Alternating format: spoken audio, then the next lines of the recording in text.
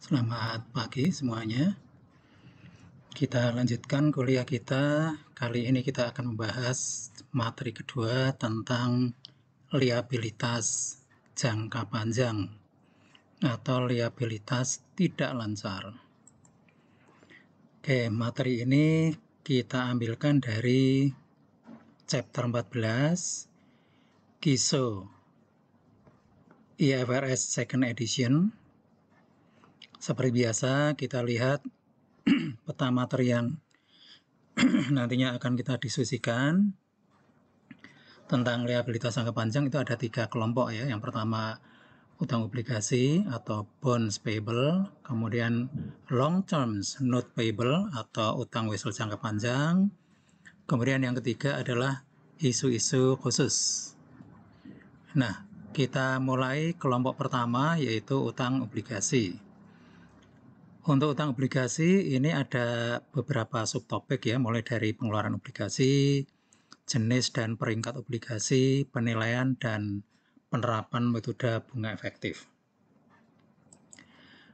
Oke, kita awali dengan penjelasan umum mengenai non-current liabilities atau long-term debt atau utang jangka panjang atau liabilitas jangka panjang ya. Long-term debt melibatkan arus keluar sumber daya ekspektasian. Yang dimaksud dengan sumber daya di sini sekali lagi adalah aset ya. Nah, kemudian meskipun sumber daya itu artinya aset, tapi memang lazimnya utang jangka panjang, utang obligasi itu dilunasi dengan menggunakan aset berupa kas. Memang ada beberapa yang dilunasi dengan menggunakan aset selain kas, tapi yang umum adalah kas. Oke, kita ulangi ya. Melibatkan arus keluar sumber daya ekspektasian atau kas, ya, ekspektasian artinya taksiran gitu ya, sebagai akibat kewajiban saat ini yang tidak dilunasi dalam jangka waktu 1 tahun atau siklus operasi perusahaan, mana yang lebih panjang. Jadi pelunasannya nanti tidak dalam jangka 1 tahun tapi lebih dari setahun. Karena dalam akuntansi pengertian pendek panjang itu ya batasannya 1 tahun ya. Nah, contoh utang yang masuk kategori ini mencakup utang obligasi, utang wesel jangka panjang, utang gade, liabilitas pensiun, liabilitas sewa, dan seterusnya. Nah, yang kita bahas terutama adalah 2 yang pertama itu, utang obligasi. Nanti setelah itu kita lanjutkan utang wesel jangka panjang. Nah, sebagai catatan, utang jangka panjang itu biasanya memiliki covenant. Covenant itu artinya perjanjian tertulis, resmi, kontrak gitu ya. Kontrak tentang apa saja, tentang nilai utangnya, kemudian jangka waktunya, tingkat bunganya, dan seterusnya. Atau ada yang mengistilahkan dengan istilah restriksi pembatasan. Nah, pembatasan itu ya berbagai hal yang tertuang di dalam kontrak. Nah, sekarang kita masuk yang pertama adalah utang obligasi. Kita awali dengan pengertian umum obligasi. Obligasi merupakan sebuah janji. Ya, janji dari siapa? Dari si pihak yang mengeluarkan obligasi untuk membayar sejumlah uang pada tanggal jatuh tempo ditambah bunga periodik pada tarif tertentu dari nilai jatuh tempo atau nilai nominal. Ya. Nah, yang dimaksud dengan bunga periodik itu adalah bunga yang dibayar secara tetap. Ya, misalnya 6 bulan sekali atau setahun sekali gitu ya. Tarifnya juga sudah pasti dan tarifnya tertulis di dokumen obligasi atau warkat obligasi atau sertifikat obligasi. Sudah pasti, maka disebut dengan istilah tarif tertentu. Misalnya 10%. Nah, kemudian ngitung bunganya adalah 10% dikalikan dengan nilai yang tercantum di sertifikat. Nah, nilai yang tercantum di sertifikat sering disebut dengan istilah nilai nominal atau bisa juga disebut dengan nilai jatuh tempo. Oke, pembayaran bunga umumnya setengah tahunan. Meskipun ada juga yang setahun sekali, tapi jarang. Yang lazim adalah setengah tahun. Nah, obligasi ini itu dikeluarkan oleh perusahaan jika perusahaan membutuhkan tambahan modal yang jumlahnya cukup besar untuk dipenuhi atau dipinjam dari seorang kreditur. Nah, jadi dia butuh meminjam dari banyak kreditur. Ya, banyak kreditur. Oleh karena itu, dikeluarkan surat utang namanya obligasi. Oke. Berikutnya, jenis dan peringkat obligasi. Kita mulai dari jenis-jenisnya dulu. Tidak semuanya saya cantumkan di sini. Yang saya cantumkan di sini adalah beberapa jenis obligasi yang memang sering kita jumpai dan nanti bahkan sebagian kita diskusikan. Yang pertama, obligasi dijamin dan tidak dijamin. Ya, dijamin itu ya artinya ada jaminan jika nanti si pengutang tidak bisa melunasi, nanti ada pihak ketiga yang akan melunasi. Kemudian ada obligasi berjangka. Ya, berjangka itu artinya jatuh temponya jangka waktunya tertentu gitu ya. Misalnya 5 tahun berarti jatuh temponya 5 tahun yang akan datang. Ada lagi obligasi berseri. Nah, obligasi berseri ini adalah sekelompok obligasi yang jatuh temponya tidak sama. Misalnya kelompok A jatuh temponya 5 tahun yang akan datang. Kelompok B 6 tahun yang akan datang. 7 tahun yang akan datang dan seterusnya. Nah, untuk diskusi kita, obligasi berseri tidak kita bahas. Ya, tidak kita diskusikan, tidak masuk dalam pembahasan materi. Di sini hanya saya ceritakan supaya saudara tahu bahwa ada jenis obligasi yang disebut dengan obligasi berseri. Bukan berseri ya, berseri. Artinya jatuh temponya beda-beda. Kemudian ada lagi obligasi yang dapat ditarik setiap saat atau callable bonds. Nah, ini sesuai dengan karakternya. Jika kita ingin mengurangi utang kita, setiap saat kita bisa menarik obligasi yang sedang beredar. Karena memang dari awal sudah ada ketentuan mengenai itu. Berikutnya adalah obligasi konversi. Obligasi konversi adalah obligasi yang bisa diubah atau ditukar menjadi saham.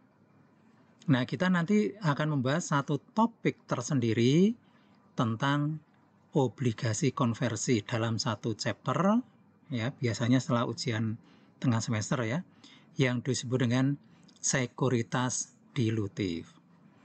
Kemudian ada lagi commodity backed bond, yaitu obligasi yang di backup atau dijamin dengan komoditas. Pengertian komoditas di sini biasanya lebih diartikan sebagai produk-produk pertanian. Ya, misalnya ya kalau di sini padi gitu ya. Kalau di luar negeri ya biasanya gandum, kacang-kacangan dan sejenisnya. Kemudian yang keempat, ini ada obligasi yang atas nama. Artinya di dokumen itu ada nama si pemegang atau disebut dengan registered bond. Ya. Kemudian yang kedua adalah atas pembawa, ya, unregistered. Jadi tidak ada nama si pemegang obligasi. Dari dua kelompok ini, yang paling banyak beredar itu adalah yang kedua, yaitu atas pembawa. Tidak ada namanya, ya, sehingga bisa diperjualbelikan, ya, secara lebih leluasa. Nah, berikutnya kita akan melihat contoh sertifikat obligasi. Ini ada keterangannya spesimen. Spesimen itu artinya ya contoh. Ya, kalau sudah ada tulisan ini berarti ini tidak bisa diperjualbelikan itu.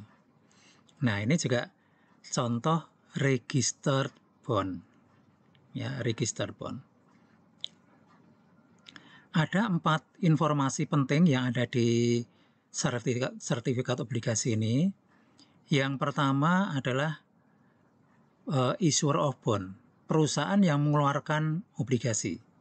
Di sini tertulis issuernya adalah International Minerals and Chemical Corporation. Ini perusahaan yang mengeluarkan obligasi. Kemudian informasi kedua yang penting adalah maturity date atau tanggal jatuh tempo. Di sini tanggal jatuh temponya adalah May 1st, 2008. 1 Mei 2008.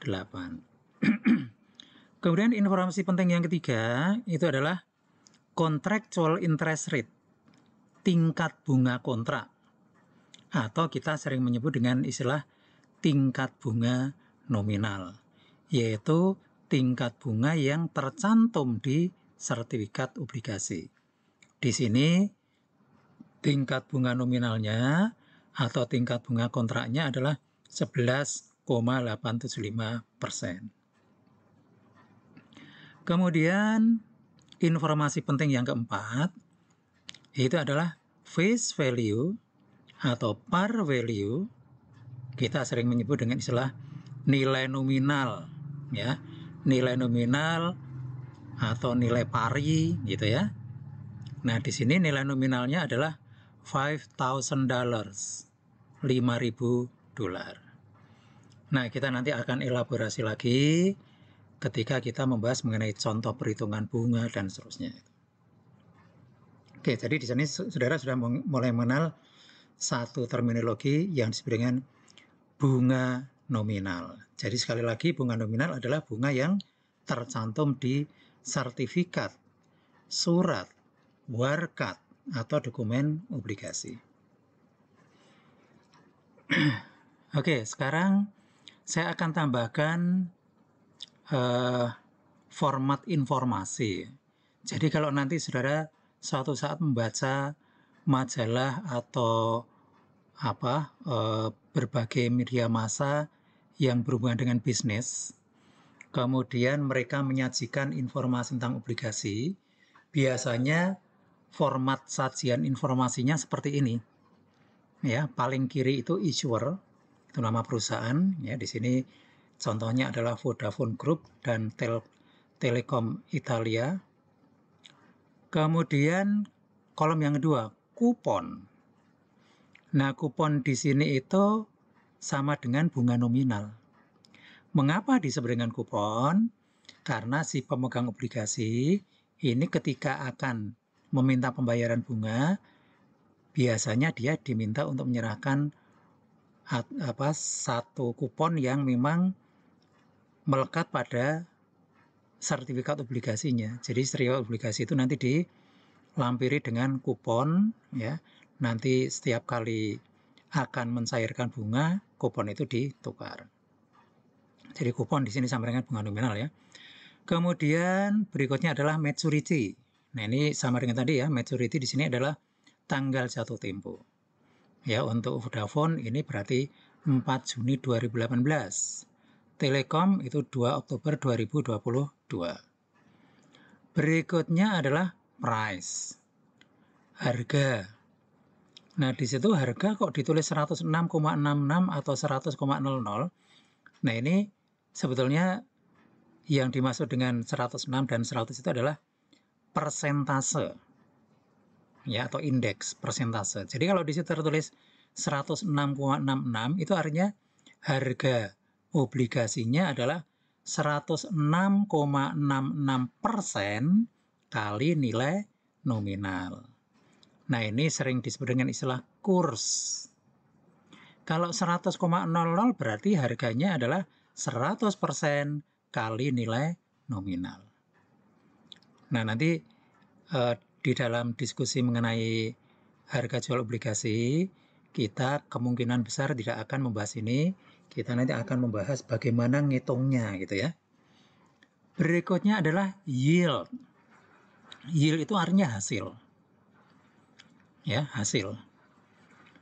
Nah, di situ tertulis 4,05 dan 5,25.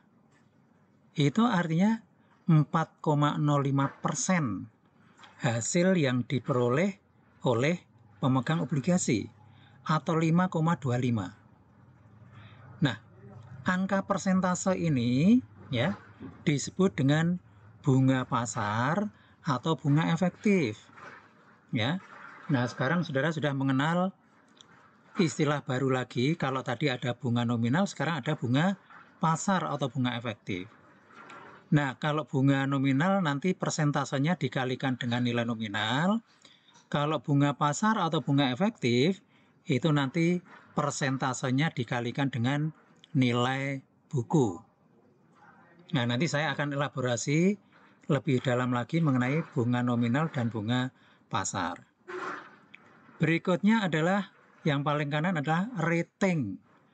Rating itu adalah peringkat, ya, peringkat.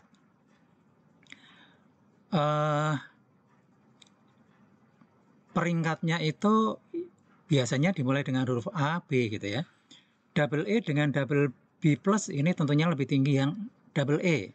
Seperti nilai saudara itu, A lebih tinggi dari B gitu ya. Itu peringkat. Jadi semakin ke bawah itu peringkatnya semakin jelek. Kemudian di situ ada keterangan credit worthiness.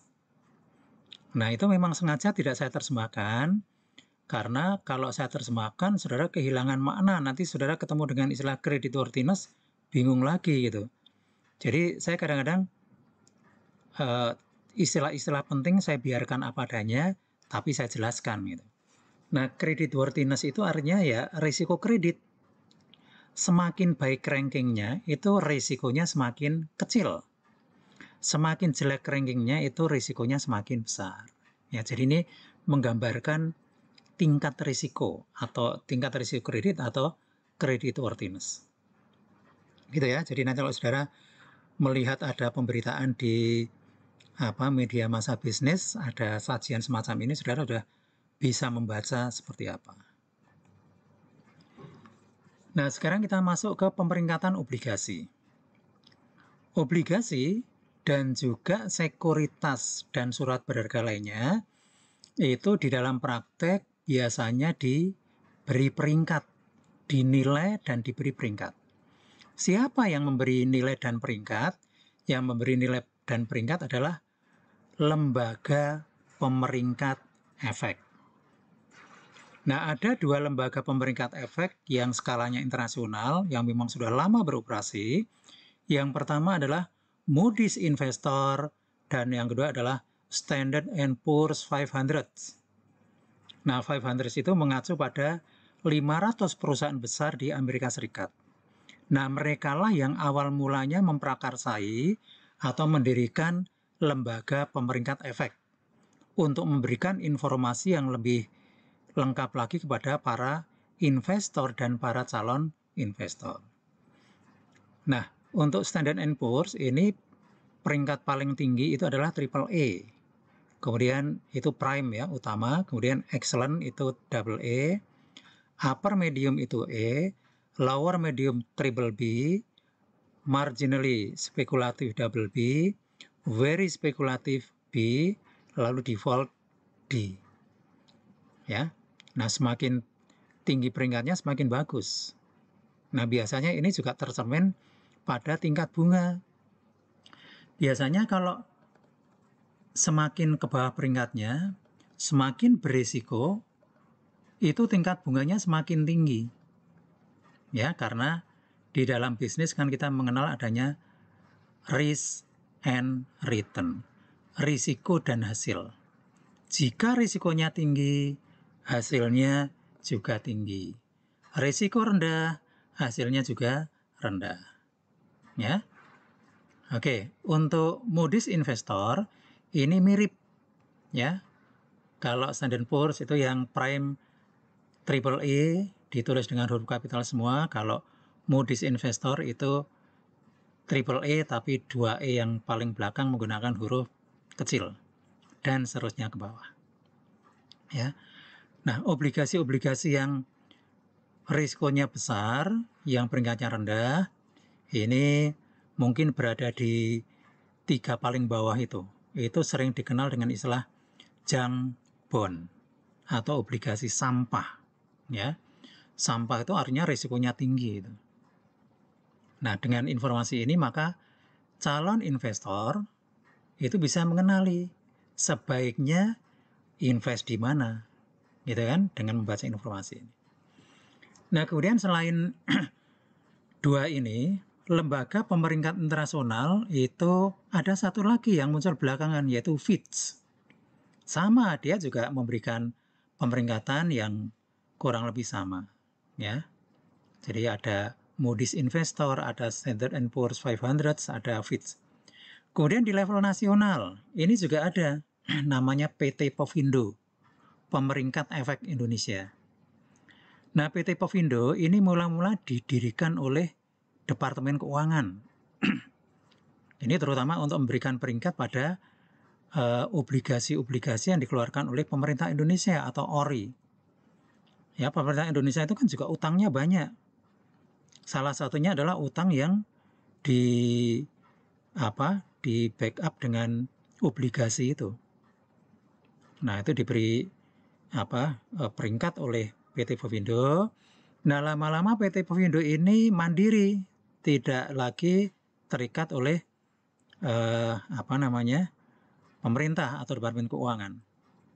Nah, sehingga sekarang PT Povindo ini juga melakukan penilaian dan perankingan terhadap efek atau surat berharga yang dikeluarkan oleh perusahaan-perusahaan di Indonesia. Oke, itu ya sedikit mengenai pemeringkatan obligasi. Nah, sekarang kita masuk ke penilaian utang obligasi. Nah, pada saat dijual, obligasi itu harus dinilai. Hasilnya nanti disebut dengan nilai jual obligasi. Pada dasarnya, nilai jual obligasi itu ditentukan oleh beberapa faktor. Yang pertama, mekanisme pasar, yaitu permintaan dan penawaran, pembeli dan penjual. Secara umum, saya kira saudara sudah paham ya, di dalam ilmu ekonomi disebutkan bahwa jika permintaan lebih besar dari penawaran, artinya orang yang butuh lebih banyak, maka harga akan meningkat. Sebaliknya, jika permintaan lebih rendah dari penawaran, artinya yang jual, yang nawar-nawaran itu lebih banyak, biasanya harganya turun. Nah, kemudian yang kedua adalah risiko relatif. Ini terkait dengan pemeringkatan tadi. Ya, jadi kalau peringkatnya bagus, biasanya risikonya kecil, ya, risiko kecil. Itu biasanya ya harganya mahal. Karena orang investasi kan aman itu. Kemudian berikutnya kondisi pasar, yang dimaksud dengan pasar di sini adalah pasar uang. Ya, pasar uang. Kemudian yang terakhir adalah kondisi ekonomi makro. Ya, ekonomi umum gitu ya. Seperti sekarang ini dalam masa pandemi, kondisi ekonomi makro itu kan menurun ya. Pertumbuhan berhenti atau bahkan ada yang minus ya. Kemudian transaksi juga banyak berkurang, ya, belanja masyarakat juga berkurang karena ada pembatasan aktivitas, ya, dan seterusnya. Jadi itu beberapa faktor yang mempengaruhi besarnya nilai jual obligasi. Nah, komunitas atau masyarakat investasi menilai obligasi sebesar nilai tunai atau present value arus kas ekspektasian masa mendatang. Nah, arus kas ekspektasian masa mendatang itu terdiri atas bunga, ya, bunga kalau bagi kita sebagai pengutang ya bunga yang harus dibayar atau bunga nominal. Kemudian yang kedua, present value, nilai nominal. Jadi kita nanti akan menghitung nilai tunai bunga nominal dan nilai tunai nilai nominal. Hasilnya kita jumlahkan, itulah yang disebut dengan nilai jual obligasi, ya, atau nilai pasar obligasi, atau nilai wajar obligasi. Nah, teknik untuk menghitung nilai tunai itu saya kira sudah saudara pelajari di beberapa mata kuliah sebelumnya. Termasuk di dalamnya adalah mata kuliah AKM 1. Ya, kalau saya kemarin di kelas saya, kalau nggak salah A2 ya, itu saya jelaskan betul bagaimana menghitung nilai tunai, kemudian setelah menghitung bagaimana kemudian membuat tabel amortisasi pada topik Wesel jangka panjang ya, piutang Wesel jangka panjang. Dan kalau itu bisa saudara lakukan, maka berarti saudara sudah punya bekal untuk mempelajari 4 chapter di AKM 2. Ya, yaitu utang obligasi, leasing, sekuritas dilutif, dan investasi. Ya, nah karena sekarang semester ini saya di AKM 2 ditugasi mengasuh kelas yang berbeda, maka ya beberapa item nanti terpaksa saya tekankan sekali lagi. Meskipun saya juga yakin kelas ini sudah diberikan topik yang sama tentang bagaimana konsep nilai tunai, menghitung, dan seterusnya. Oke, kita elaborasi tentang 2 jenis bunga tadi ya. Jadi dari penjelasan tadi kan saudara sudah mengenal ada 2 jenis bunga terkait obligasi. Yang pertama adalah bunga nominal, yang kedua adalah bunga pasar. Kita lihat dulu bunga nominal. Bunga nominal itu sering disebut dengan istilah stated rate, ya, tingkat bunga yang stated atau tercantum di sertifikat obligasi. Ada juga yang menggunakan istilah kupon, ya tadi sudah ya. Ada juga yang menyebut dengan nominal rate atau bahkan contractual interest rate. Ya, nah itulah yang disebut dengan bunga nominal. Yang menentukan siapa? Yang menentukan biasanya adalah perusahaan yang menerbitkan obligasi. Nah, kemudian cara ngitung bunganya, ya tarif bunga nominal dikalikan dengan nilai nominal. Itulah bunga nominal yang nanti akan kita bayarkan, sehingga kita mengkredit kas, kita bayarkan setiap semester atau setiap 6 bulan ke pemegang obligasi. Nah, bagaimana dengan bunga pasar atau bunga efektif? Nah, ini disebut dengan istilah market rate atau market interest rate, tingkat bunga pasar, atau effective yield, ya, yield itu hasil tadi sudah ya.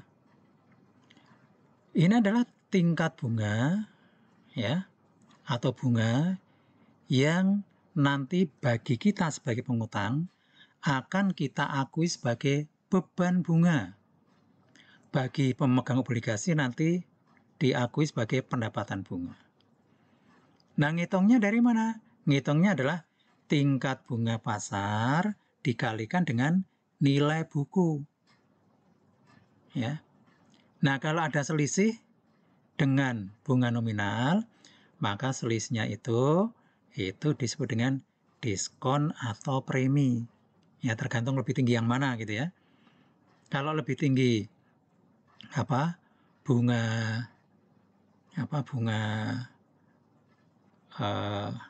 pasarnya atau lebih rendah, ya nanti salah satu ya kita elaborasi nanti. Nah, ini. Sekarang ada contoh begini, ya. Jika sebuah perusahaan mengeluarkan obligasi dengan tarif bunga nominal 8%. Kemudian bunga bank saat itu 10%. Seandainya saudara memiliki uang 100 juta, manakah opsi yang saudara pilih? Saudara membeli obligasi atau menyimpan uang di bank? Ya.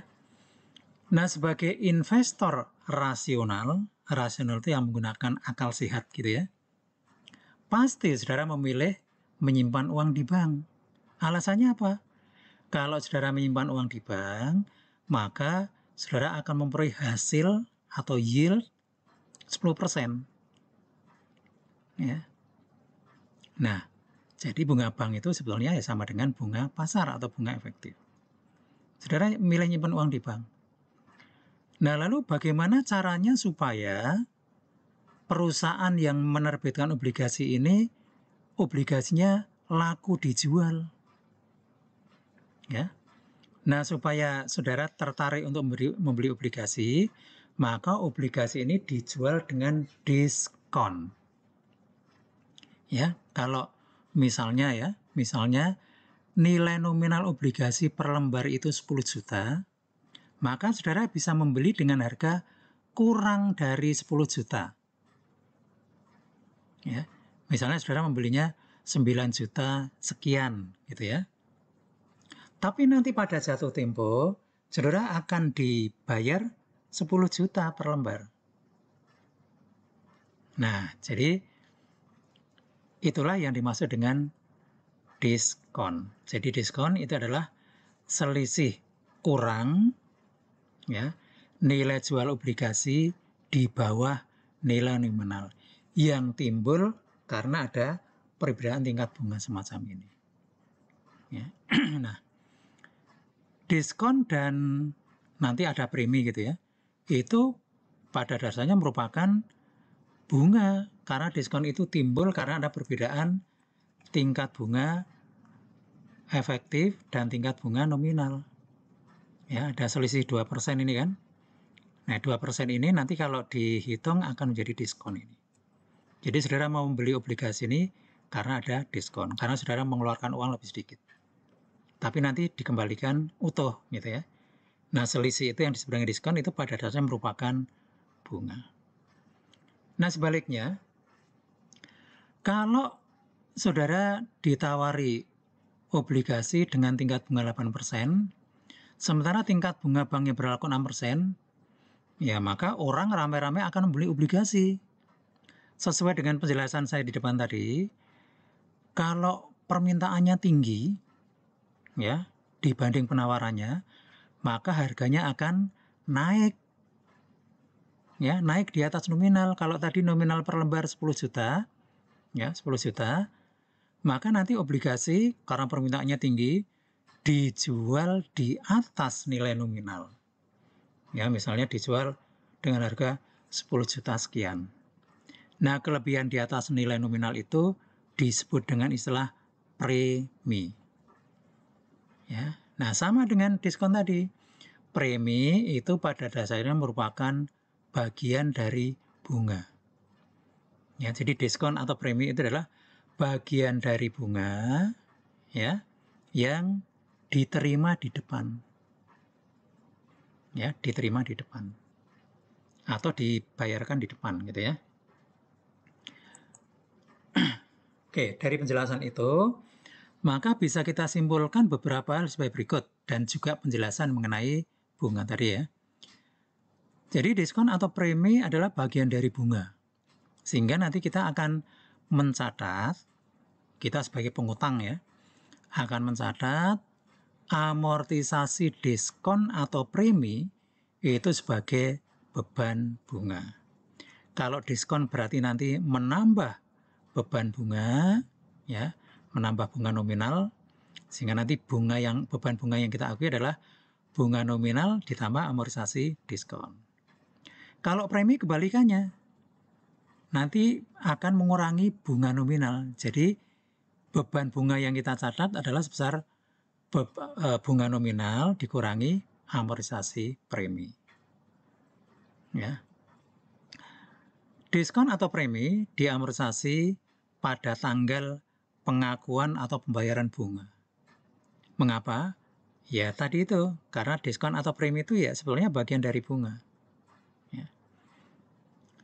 Nah, diskon nanti akan menambah nilai buku obligasi, premi mengurangi nilai buku obligasi. Nanti penjelasannya pada ilustrasi ya. Nah, pada tanggal jatuh tempo, karena selama umur obligasi itu nilai bukunya bertambah kalau ada diskon, berkurang kalau ada premi, maka pada tanggal jatuh tempo, nilai buku obligasi sama dengan nilai jatuh tempo, sama dengan nilai nominal. Ya. Amortisasi terhadap diskon atau premi nanti kita lakukan dengan menggunakan metode bunga efektif. Ya, atau menggunakan tarif bunga pasar. Nah, sekarang cara menghitung bunga nominal dan bunga efektif ya. Bunga nominal adalah bunga yang benar-benar kita bayarkan. Jadi kalau kita mengeluarkan kas sebesar 8 juta, yaitu bunga nominal. Kemudian yang kedua, bunga efektif. Itu bunga yang akan kita akui sebagai beban bunga. Nah, ngitungnya begini. Kalau bunga nominal, yang ngitungnya tingkat bunga nominal kali nilai nominal obligasi. Kalau bunga efektif atau bunga pasar, itu ngitungnya tingkat bunga pasar dikalikan nilai buku obligasi awal periode. Ya, awal periode. Itu cara ngitungnya. Dengan demikian bisa kita simpulkan seperti ini ya. Jika tingkat bunga nominal 8%, bunga pasar 6%, maka obligasi dijual dengan premi. Artinya obligasi dijual di atas nilai nominal. Kalau tingkat bunga nominal 8%, kemudian bunga pasar juga 8%, ya berarti obligasi dijual sama dengan nilai nominal. Kalau bunga pasar 10%, bunga nominal 8%, maka obligasi dijual dengan diskon. Oke. Nah, sekarang kita masuk ke ilustrasi ya. Kita mulai dari yang paling simpel, yaitu obligasi dikeluarkan atau dijual dengan harga sama dengan nilai nominal. Ya, sehingga kalau sama berarti tidak ada diskon, tidak ada premi. Nah, yang paling penting di sini adalah bagaimana kita menghitung nilai jual obligasi. Ya, kita masuk ke contoh pada tanggal 1 Januari 2016, Santos Company mengeluarkan obligasi dengan nilai nominal 100.000, ya. Jatuh tempo dalam waktu 5 tahun dengan bunga 9%. Nah, bunga 9% ini merupakan bunga nominal ya, yang 9% yang ini. Nah, kemudian ketika obligasi ini dikeluarkan, tingkat bunga pasar obligasi ini juga 9%. Sama ya. Jadi bunga pasar atau bunga equity sama-sama 9%. Nah, jadi kalau sama berarti obligasi, nilai jual obligasi sama dengan nilai nominal. Kita akan buktikan. Pertama kita akan menghitung nilai tunai. Nilai tunai nominal, jadi ini 100.000 itu kan akan kita bayarkan 5 tahun yang akan datang. Ini kita nilai tunaikan ke sini. Ya. Menilai tunaikan, kemudian karena hanya satu angka, nanti kita menggunakan diskon faktor atau faktor bunga yang kita ambil dari tabel present value of single sum. Ya. Kemudian yang kedua, kita akan menilai tunaikan bunga nominal. Ya. Bunga nominal akan kita bayarkan setiap tahun, ya, setiap tahun sebesar 9.000 sesuai dengan persentase 9% kali 100.000 ya. Akhir tahun pertama 9.000, akhir tahun kedua 9.000 dan seterusnya sampai akhir tahun kelima. Nah, ini kita nilai tunaikan ke sini. Karena kita menilai tunaikan lebih dari satu angka, maka kita menggunakan angka diskon faktor yang ada di tabel present value of OA, ordinary annuity. Ya. Oke. Nah, sekarang kita lihat dulu bagaimana perhitungannya. Oke, sebelum saya menjelaskan angkanya, saya ulangi lagi ya.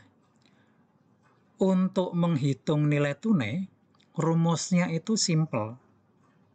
Rumusnya sederhana, yaitu yang depan ini namanya cash flow atau CF, kemudian dikalikan dengan diskon faktor atau DF. CF kali DF. Ya. Nah, CF saya kira sudah paham. Kalau 100.000 berarti nilai nominal atau nilai jatuh tempo yang akan kita bayarkan 5 tahun mendatang. Hanya satu angka. Seperti tadi saya katakan, kalau hanya satu angka maka diskon faktor, ya, ini kita ambil dari tabel 62, yaitu tabel present value of single sum. Ya.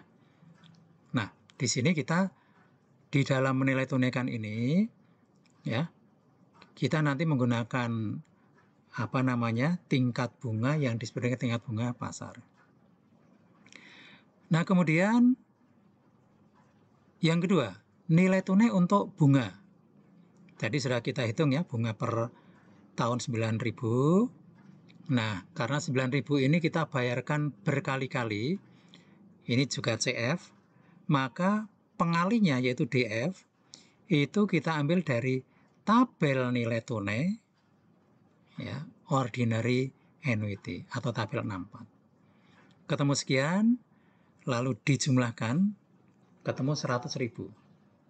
Nah, 100.000 ini disebut dengan nilai tunai obligasi, nilai jual obligasi, nilai pasar obligasi, atau nilai wajar obligasi.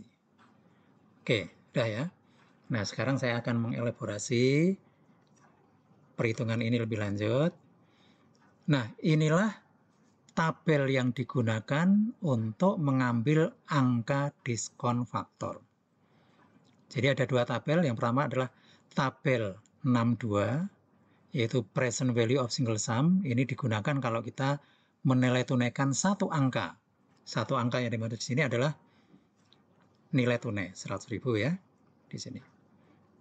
Kemudian yang kedua, ini ada dua slide ya, karena ini bunganya 2% sampai 6%, kemudian dilanjut 8, 9 sampai 15. Kemudian tabel yang kedua adalah tabel 64, ya, present value of ordinary annuity. Nah, ini angka-angka yang ada di tabel ini kita gunakan untuk menilai tunaikan sekelompok angka atau seri angka. Dalam contoh kita adalah berupa bunga. Ini kan serial, kita bayar akhir tahun ke-1, ke-2, ke-3, ke-4, ke-5. Ya. Nah, sekarang bagaimana cara kita mengambil angka? Untuk mengambil angka sampai dengan ketemu 64993 ini, ada dua informasi yang kita butuhkan. Satu, ya, jangka waktu. Nah, karena tadi disebutkan jangka waktunya 5 tahun, berarti nanti kedua angka ini kita ambil pada baris kelima. Ya, baris kelima. Nah, kalau baris kelima kan banyak. Kita harus lebih spesifik. Lalu dari kolom berapa persen? Nah, jadi nanti perpotongan antara baris dan kolom, itu kalau di Excel kan disebut dengan istilah sel. Jadi intersection, perpotongan antara baris dan kolom disebut dengan sel. Nah, supaya kita bisa memperoleh angka diskon faktor, kalau kita sudah menentukan barisnya kelima, lalu kolomnya berapa persen? Kolomnya itu adalah 9%. Nah, perlu saudara garis bawahi, 9% yang dimaksud di sini ini bukan 9% tarif bunga nominal, tapi 9% itu tarif bunga efektif, yang kebetulan memang sama ini. Nah, jadi 9% yang bawah ini yang kita gunakan untuk mengambil angka diskon faktor dari tabel. Ya, kalau 9% yang atas, ini digunakan untuk menentukan berapa nilai nominal bunga per tahun. Kalau ini untuk menentukan kolom, ya, kolom pada tabel nilai tunai. Oke ya, sekarang kita lihat. 64993 kalau begitu berasal dari baris kelima, kolom 9%, tabel 62. Oke, tabel 62 ya. 9% baris kelima, 1, 2, 3, 4, 5. Nah, ketemu ya? 64993. Ya kan? 64993. Nah, kemudian yang 388965 dari tabel 64 juga sama, ya. Diambil dari tabel 64, baris kelima, kolom 9%. Nah, ini. Itu 2, 3, 4, 5. Angkanya 388965. Ya. Nah, ini ya.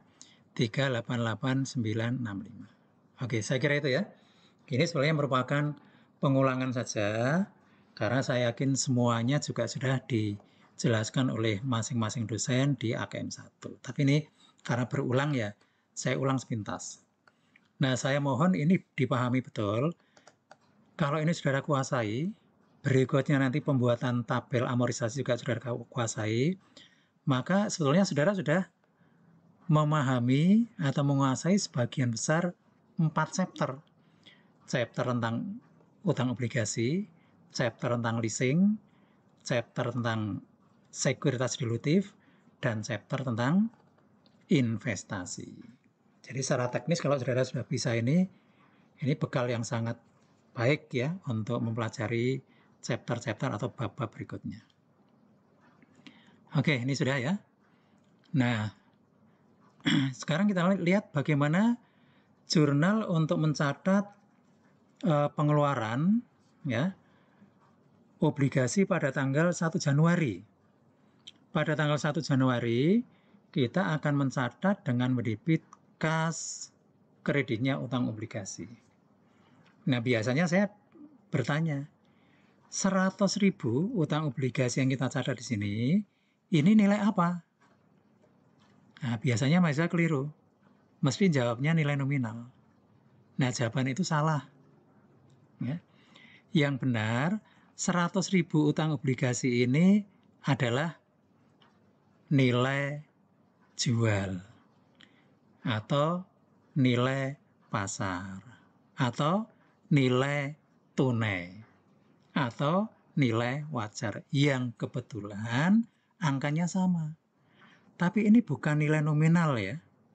Ini adalah nilai jual atau nilai tunai.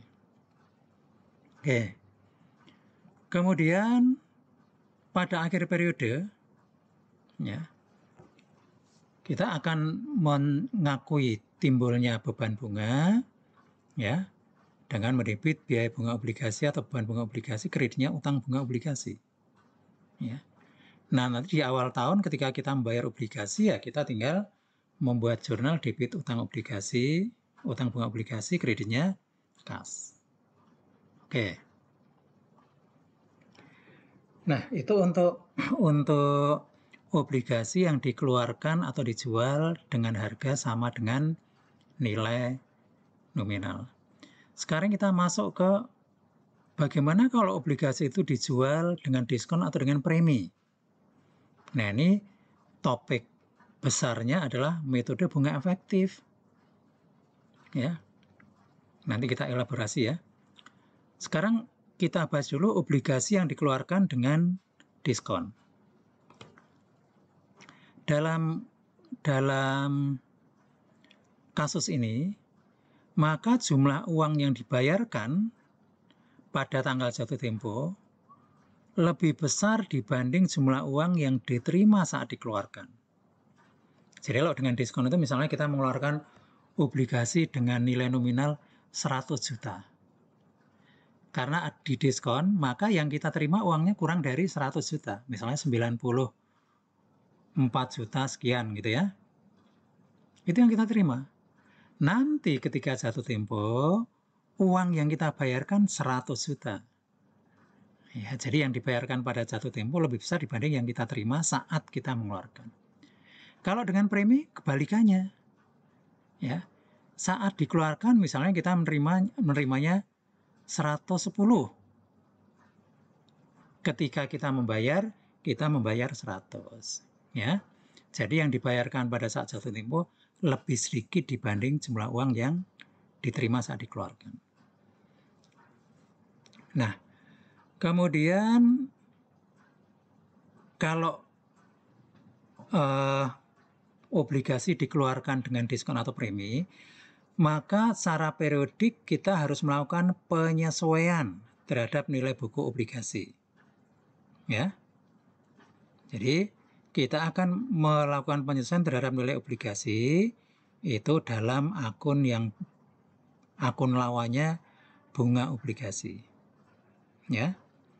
Bunga obligasi. Baik untuk amortisasi untuk diskon maupun premi.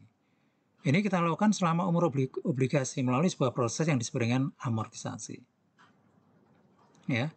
Jadi penyesuaian terhadap nilai buku obligasi ya karena adanya diskon atau premi, itu nanti akan dicatat ya dalam akun beban obligasi. Proses penyesuaiannya disebut dengan amortisasi. Ya. Jadi nanti kalau ada diskon dilakukan penyesuaian berarti debitnya beban bunga, kreditnya utang obligasi. Kalau dalam kasus premi, penyesuaiannya debit utang obligasi, kreditnya beban bunga. Dengan kata lain, dalam kasus diskon, amortisasinya itu menambah beban bunga. Ya. Kalau dalam kasus premi, amortisasi preminya mengurangi beban bunga. Ya. Nah, prosedur yang diperlukan untuk melakukan amortisasi itu dilakukan menggunakan metode bunga efektif atau disebut juga dengan istilah amortisasi nilai tunai. Oke, meskipun sudah saya jelaskan berkali-kali, ya, tidak ada salahnya kita ulangi sekali lagi. Di dalam gambar ini saudara bisa melihat bagaimana kita menghitung beban bunga dan bunga yang dibayarkan. Di sebelah kotak sebelah kiri, bond interest expense. Yang kita catat dalam akun beban bunga obligasi, ini adalah bunga pasar atau bunga efektif. Ngitungnya, tarif bunga efektif kali nilai buku obligasi awal periode atau beginning of period. Kemudian bunga yang dibayarkan ini sama dengan bunga nominal. Ngitungnya adalah tarif bunga nominal, ya, stated interest rate, dikalikan dengan nilai nominal obligasi. Nah, ini nanti kan ada selisih. Ya, bisa yang besar yang kiri atau yang kanan, yang jelas ini selisih. Inilah nilai yang diamortisasi setiap kali pembayaran bunga. Ya, entah itu diskon atau premi. Sekarang kita masuk ke contoh ya. Contoh yang pertama adalah obligasi yang dijual dengan diskon. Pada tanggal 1 Januari 2015, Ivermaster Corporation mengeluarkan obligasi berjangka 5 tahun dengan nilai nominal 100.000, tingkat bunga 8%. Bunga dibayar setiap tanggal 1 Juli dan 1 Januari. Investor mengendaki tingkat bunga efektif sebesar 10%. Nah, maka dengan cara yang sama seperti tadi, kita bisa menghitung nilai jual obligasi sebagai berikut. Ya. Ini yang atas boleh ditulis, boleh juga tidak ya. Ini nilai nominal. Kemudian kita mempresent value-kan nominal, ya, 100.000 dikalikan diskon faktor. Diskon faktor ini kita ambil dari tabel 62, baris 5 tahun, kolom 10%. Ya, angkanya 0,61391. Sehingga nilai tunai nominal sekian. Kemudian nilai tunai untuk bunga. Ya, pertama kita hitung dulu bunga nominal. Kalau tarif per tahun 8%, ya, berarti bunga per tahun 8% kali 100 sama dengan 8.000. Karena di sini bunga dibayar setengah tahunan, maka kita bayarnya tidak 8.000, karena 8.000 adalah bunga setahun. Kalau setahun 8.000 berarti setengah tahun 4.000. Nah, jadi di sini kita menilai tunaikan 4.000 yang dibayarkan setiap setengah tahunan selama 5 tahun. Ya. Nah, kita kalikan dengan diskon faktor. Diskon faktor ini kita ambil dari tabel 64. Ya, present value of ordinary annuity. Ya. Nah, kemudian yang perlu hati-hati di sini. Barisnya kita ambil dari baris keberapa? Ya. Nah, barisnya kita ambil baris bukan 5, karena pembayaran bunganya setengah tahunan, maka kalau 5 tahun menjadi 10 semester. Jadi barisnya baris ke-10, ya. Kemudian tingkat bunganya bukan 10%. 10% ini kan setahun. Kalau setengah tahun berarti 5%. Jadi angka ini diambil dari tabel 64, baris ke-10, kolom 5%. Ya, angkanya 7,72173, kita kalikan dengan bunga yang kita bayarkan setiap 6 bulan, maka kita dapatkan angka sekian. Ya. Nah, kalau kita jumlahkan, maka nilai jual obligasi kita adalah 92278. Nah, sehingga ada diskon sebesar 7722. Diskon inilah yang akan kita amortisasi setiap 6 bulan sekali sesuai dengan pembayaran bunga. Dan amortisasi diskon ini nanti akan menambah nilai buku. Ya, sehingga lama-lama nilai bukunya sampai dengan jatuh tempo itu tidak lagi 92278 tapi bertambah terus, sehingga di jatuh tempo nilainya sama dengan 100.000. Oke, sekarang kita lihat bagaimana tabel amortisasi diskon. Ya. Nah, ini ada tabel. Saudara, saya kira juga sudah tidak asing dengan tabel ini karena sudah pernah ketemu di topik tentang piutang wesel. Saya akan review dan ulangi secara cepat ya. Tanggal yang dicantumkan di sini dimulai paling atas adalah tanggal pengeluaran obligasi. Berikutnya adalah tanggal pembayaran bunga. Ya.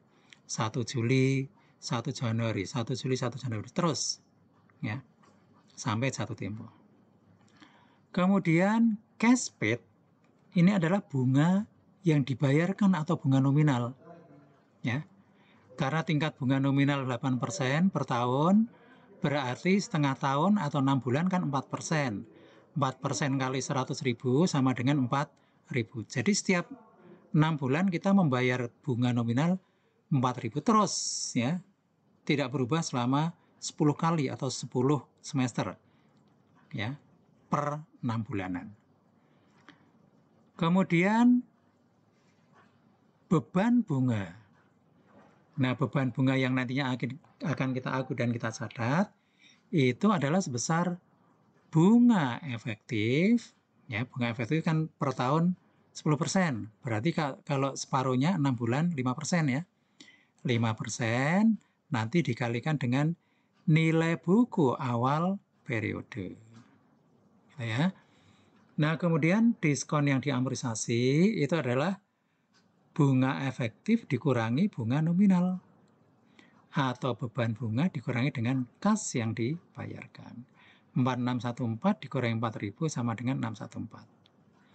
Nah, kalau sudah ketemu diskon yang diamortisasi berapa, berikutnya nilai buku obligasi yang baru adalah nilai buku awal periode 92278 ditambah 614, ketemu sekian.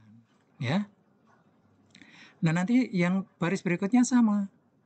4.000 ini berarti 4% kali 100. 4645 ini berarti 5% kali 92892. 645 berarti 4645 dikurangi 4.000. Nah, kemudian ini ditambahkan ke 92892 ketemu 93597 dan seterusnya. Nah, lama-lama nanti di tanggal jatuh tempo nilai bukunya atau carrying amount, jadi carrying amount itu nilai buku ya. Memang di sini tidak digunakan book value. Ya, karena istilah untuk instrumen keuangan itu adalah carrying amount. Tapi artinya sama nilai buku. Di tanggal jatuh tempo nilai bukunya sama dengan 100.000. Oke. Sebelum saya teruskan, saya garis bawahi sekali lagi bahwa keterampilan saudara untuk menghitung nilai jual obligasi dan juga keterampilan saudara untuk membuat tabel amortisasi semacam ini mutlak dan harus. Saudara harus bisa. Mengapa? Karena nanti pertanyaan berikutnya adalah tentang jurnal. Misalnya, bagaimana jurnal yang harus dibuat pada tanggal pengeluaran obligasi? Bagaimana jurnal pada tanggal pembayaran bunga? Semuanya itu mengacu pada tabel ini. Ya. Oke, kita lihat. Pada tanggal 1 Januari 2015, saat dikeluarkan obligasi, kita nerima uang berapa? 92.278. Berarti kita langsung membuat jurnal debit kas 92.278, kreditnya utang obligasi sebesar sekian. Ya. Nah, di sini saudara bisa melihat bahwa obligasi itu tidak dicatat sebesar nilai nominal, tapi dicatat sebesar nilai wajar. Nah, nilai wajarnya di tanggal 1 Januari ya 92.278. Kalau yang tadi, yang obligasi dijual dengan nilai nominal, itu nilai wajarnya ya 100. Ya, nilai wajar, nilai jual, nilai tunai itu sama itu. Nah ya. Nah, pada tanggal 1 Juli ketika kita membayar bunga pertama kali sekaligus mengamortisasi diskon, ya, maka kita mendebit beban bunga, ya, interest expense ini 4614, ya. Kreditnya kas 4000, kredit lagi utang obligasi 614. Nah, nanti jurnal berikutnya mengacu pada angka ini, ya. Maka sekali lagi keterampilan saudara untuk membuat tabel ini penting dan mutlak harus dimiliki. Ya, karena dengan bisa menghitung nilai tunai, bisa membuat tabel, maka ya pertanyaan berikutnya tentang jurnal, saudara pasti bisa. Tinggal nanti masalah teliti atau tidak, gitu aja. Dan dengan dua keterampilan ini, maka nanti saudara akan dimudahkan ketika mempelajari tentang 3 chapter berikutnya. Leasing atau sewa, kemudian sekuritas dilutif, dan investasi. Nanti sama itu. Hanya sudut pandangnya yang berbeda, tapi keterampilannya sama. Oke, sudah ya. Sekarang kita lanjutkan bagaimana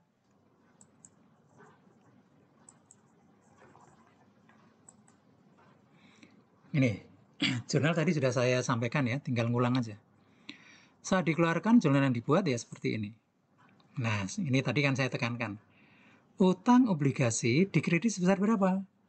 Kalau tadi 100.000 itu meskipun sama dengan nilai nominal, tapi itu bukan nilai nominal, tapi itu adalah nilai tunai, nilai jual, nilai pasar, atau nilai wajar. Nah, sekarang karena angkanya tidak sama dengan nilai nominal, saudara lebih mudah lagi. Oh iya, 92.278 yang kita kreditkan ke utang obligasi, itu adalah nilai wajar. Ya. Oke. 1 Juli. Tadi juga sudah ya, sudah saya sampaikan, tinggal diulang aja ini. Debit beban bunga, yang ini ya, interest expense. Kreditnya kas 4.000, ya. Kredit lagi utang obligasi yang 614 berupa amortisasi diskon. Ya. Nah, 31 Desember, karena 31 Desember ini kita belum bayar bunga, tapi bunganya sudah terutang, ya kita nyatetnya sama ya, debit beban bunga, tapi yang ini. Kemudian yang 4.000 kita kreditkan ke utang bunga, ya. Kemudian yang 645 kita kreditkan ke utang obligasi. Nah, sehingga nanti 1 Januari 2016 ketika kita membayar bunga, kita tinggal mendebit utang bunga 4.000, kreditnya kas, dan seterusnya. Nah, bagaimana kalau obligasi dikeluarkan dengan premi? Hampir sama, ya, sama saja. Sudut pandangnya yang berbeda. Oke, datanya sama, hanya di sini bunga efektifnya 6%. Ngitungnya sama, ya. Ngitungnya sama. Untuk nilai tunai nominal sama persis. Nilai tunai untuk bunga sama. bunga nominal per 6 bulan 4%, kemudian jangka waktunya 10 periode, 10 6 bulanan maksudnya ya, 5 tahun dibagi 2, 10. Kemudian kolomnya berasal dari 3%, kolom 3%. Karena bunga efektif per tahun 6%, maka bunga efektif per 6 bulan 3%. Angkanya sekian, kita peroleh hasilnya sekian, maka nilai tunai, nilai jual, nilai pasar, atau nilai wajar obligasi adalah 108. Nah, karena 108 itu melebihi nilai nominal, maka kelebihannya disebut dengan premi. Ya. Sama dengan diskon. Premi ini adalah bagian dari bunga. Maka nanti juga akan kita amortisasi. Nah, kita lihat ya. Kita lihat perhitungannya sama. Ya. Kita lihat perhitungannya sama. 4.000 dari mana? Ya. 4.000 ini ya tadi 8% bagi 2, 4% kali 100.000. Ini sama semua. Kemudian beban bunga, ya beban bunga itu juga sama. 3% ya, dikalikan angka ini ketemu sekian. Nah, sekarang premi yang diamortisasi itu adalah, kalau tadi diskon itu beban bunga dikurangi bunga yang dibayar, kalau ini dibalik. Bunga yang dibayar atau bunga nominal dikurangi bunga efektif. Kalau tadi diskon kan, bunga efektif dikurangi bunga nominal. Kalau ini dibalik. Bunga nominal dikurangi bunga efektif. Inilah premi yang diamortisasi. Nah, kalau tadi diskon yang diamortisasi itu menambah nilai buku, kalau sekarang premi mengurangi nilai buku. Ya, terus seperti itu sama, sehingga nanti di tanggal 1 tempo sama nilai bukunya, sama dengan nilai nominal, sama dengan nilai 1 tempo sebesar 100.000. Jurnalnya tanggal 1 Januari saat dikeluarkan ya, debit kas 108, kredit utang obligasi 108. Ya. Nah, kemudian di tanggal 1 Juli ya, debit beban bunga 3256, karena utang obligasi berkurang berarti di debit ya. Debit utang obligasi 744, kreditnya kas, dan seterusnya. Ya. Kita lihat di sini yang tadi sudah saya sampaikan ya. Debit kas 108.530 ya. Kreditnya utang obligasi 108.530 ya. Nah, ini nilai tunai, nilai pasar, nilai wajar, atau ya nilai jual. 1 Juli ya, 1 Juli debit beban bunga ya, debit utang obligasi karena berkurang ya, berkurang karena ada amortisasi premium atau premi, kreditnya kas 4.000 ya. Kemudian 31 Desember bagaimana? Ya sama, bedanya kita tidak mengkredit kas karena kita belum bayar, tapi kita mengkredit utang bunga. Jadi debit beban bunga ini ya 3234, debit lagi utang obligasi ya, ini sebesar premi yang diamortisasi. Nah, kreditnya utang bunga. Nanti tanggal 1 Januari 2016 ketika kita membayar ya, kita tinggal mendebit utang bunga 4.000, kreditnya kas 4.000. Oke, itu ya. Nah, saya ingin menambahkan sedikit ya. Ini yang satu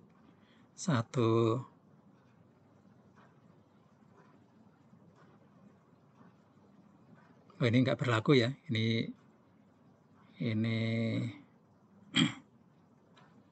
tidak berlaku. Oke.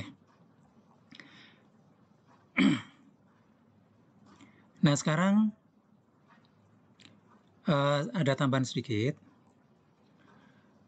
Kalau misalnya begini, tadi di diskusi yang sudah kita lakukan, ya yang sudah kita lakukan itu periode pelaporan itu 31 Desember. Nah, bagaimana kalau ternyata perusahaan membuat laporan keuangan itu akhir Februari 2015? Padahal 1 Januari kemarin kita baru saja menjual obligasi. Ya. Nah, maka dalam kasus ini perusahaan akan menghitung premi, ya, akan menghitung premi secara pro rata atau pro rate sesuai dengan jumlah bulan yang telah berjalan. Dalam kasus ini kan bulan berjalannya baru 2 bulan ya, Januari dan Februari. Ya. Maka bunga yang terutang itu adalah bukan 4.000 tapi 4.000 kali 2/6. 2 itu waktu 2 bulan berjalan, 6 itu periode 6 bulanan. Ya. Sama dengan sekian. Premi yang diamortisasi juga sama. Ya.